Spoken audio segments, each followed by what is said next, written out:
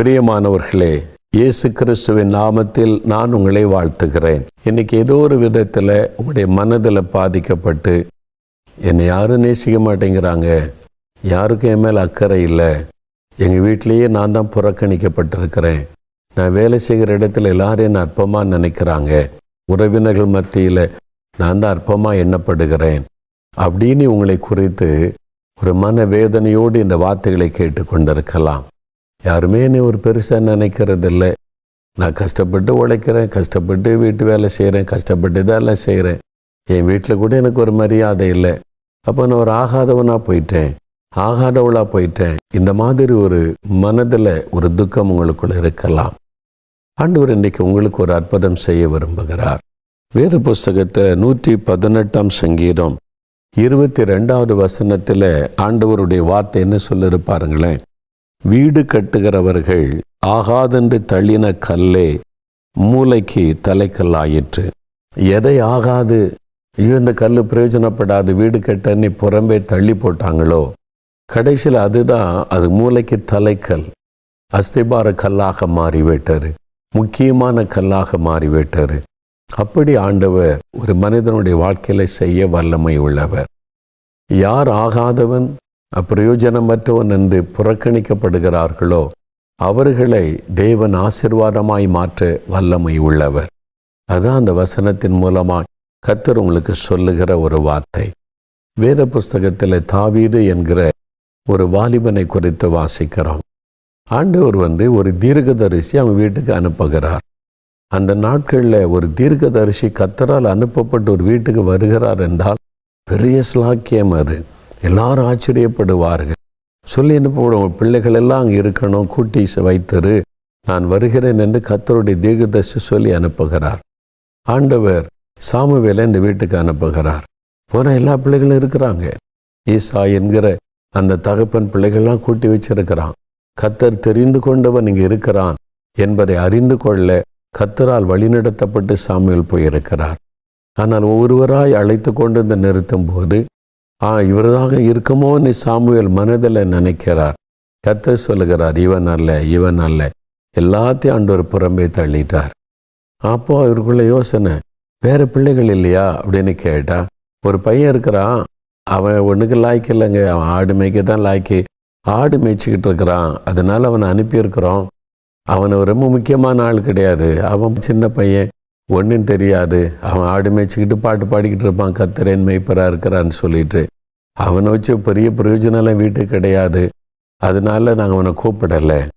அந்த குடும்பத்தாரால் ஆகாதென்று தள்ளப்பட்ட ஒரு கல், அந்த குடும்பத்தாரால் அவன் அற்பமாக எண்ணப்பட்ட ஒரு கல். ஆனால் தேவன் அந்த தாவீதை தான் தெரிந்து கொண்டார். அவனை கூட்டிட்டு வாங்கன்னு சொல்லுகிறார். தாவீதை கொண்டு வந்த போது கர்த்தர் சொல்லுகிறார், இவன் தான் நான் தெரிந்து கொண்டவன். இவனுக்கு போர் பயிற்சியெல்லாம் கிடையாது, இவனுக்கு அனுபவம்லாம் கிடையாது, சின்ன பையன் ஆடு மேய்ச்சிக்கிட்டு இருப்பான், அவ்வளோதான், கிணற வாசிக்கிட்டு இருப்பான், பாட்டு பாடிக்கிட்டு இருப்பான், அவ்வளோதான். ஆண்டவர் சொல்லு, அவன் தான் எனக்கு வேணும். அந்த குடும்பத்தால் ஆகாதவன் என்று தள்ளப்பட்ட தாவீதை தேவன் தெரிந்தெடுத்து தேசத்திற்கே ராஜாவாக மாற்றினார். அந்த குடும்பமே ஆச்சரியப்பட்டு நின்றார். இன்னைக்கு அவன்தான் அந்த குடும்பத்துக்கு ஆசீர்வாதத்தை கொண்டு வருகிற ஒரு மனிதனாய் கர்த்தரால் மாற்றப்பட்டான். ஆகாதென்று தள்ளப்பட்ட கல் தேவனால் பயன்படுத்தப்படுகிறது. நீங்க நினைக்கலாம், எல்லாரும் என்ன தள்ளிட்டாங்க, புறக்கணிச்சிட்டாங்க, ஆகாதவன்னு சொல்லிட்டாங்க. நான் இப்படி நினைக்கலாம். உங்களை கொண்டு நான் கர்த்தர் உங்களுடைய குடும்பத்தை ஆசீர்வதிக்க போகிறார். உங்களை கொண்டு நான் கர்த்தர் உங்களுடைய குடும்பத்தில் நன்மைகளை செய்ய போகிறார். உங்கள் மூலமாகத்தான் மற்றவர்கள் ஆசீர்வதிக்கப்பட போகிறார்கள். யார் உங்களை அற்பமாக நினைச்சாங்களோ, யார் உங்களை அசட்டை பண்ணினார்களோ, யார் உங்களை ஒரு மரியாதை கூட இல்லாதபடி புறம்பே தள்ளினார்களோ, அவங்களுக்கு மத்தியில் நீங்கள் தான் ஆசீர்வாதமான ஒரு பாத்திரமாக இருப்பீங்க. ஒரு குடும்பத்தில் எனக்கு தெரியும், கிறிஸ்தவர் அல்லாத குடும்பம். அந்த குடும்பத்தில் ஒரு வாலிப மகள், அவள் அதிக படிப்பெல்லாம் கிடையாது, ரொம்ப படிப்பறிவில்லாத, மற்றவங்களால் குடும்பத்தாரால் அற்பமாக எண்ணப்பட்டாள். அவள் நம் குடும்பத்தாரால் அசட்டை பண்ணப்பட்டாள்.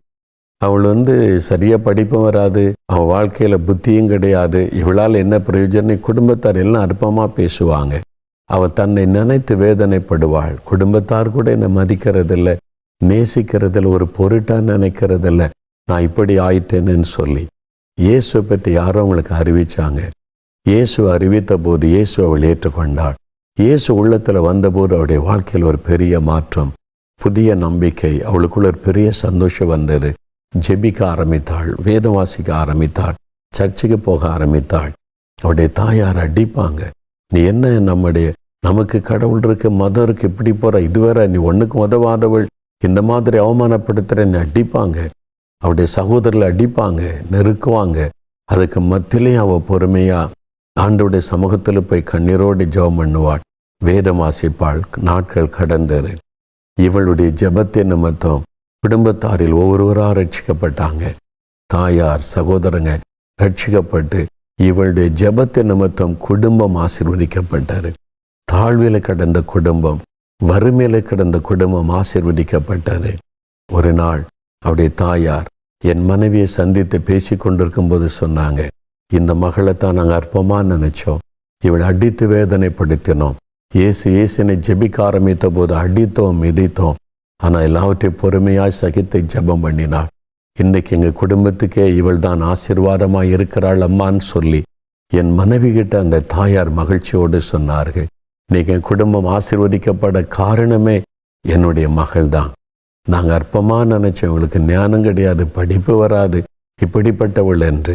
அவளை கொண்டு தான் தேவன் இன்றைக்கு எங்களையெல்லாம் தெரிந்தெடுத்து எங்களையெல்லாம் ஆசீர்வதித்திருக்கிறார். நாங்கள் இந்த இயேசுவை அறிந்து கொண்டது காரணமே எங்கள் மகள்தான் என்ற மகிழ்ச்சியோடு சாட்சி கொடுத்தார்கள்.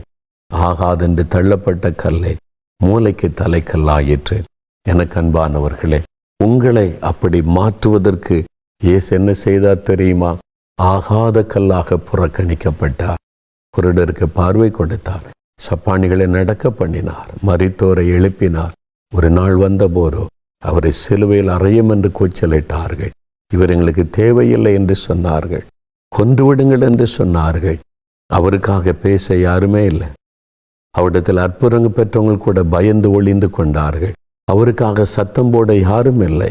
அவரை தள்ளி ஒரு ஒதுக்கப்பட்ட கல்லாக அவசியமற்றவர் என்று சொல்லி சிலுவையில் அறையப்பட ஒப்பு கொடுத்தார்கள். இயேசு தன்னை ஒப்பு கொடுத்தார். ஆகாதவராய் சமுதாயத்திலே புறக்கணிக்கப்பட்டு சிலுவையிலே தொங்கினார்.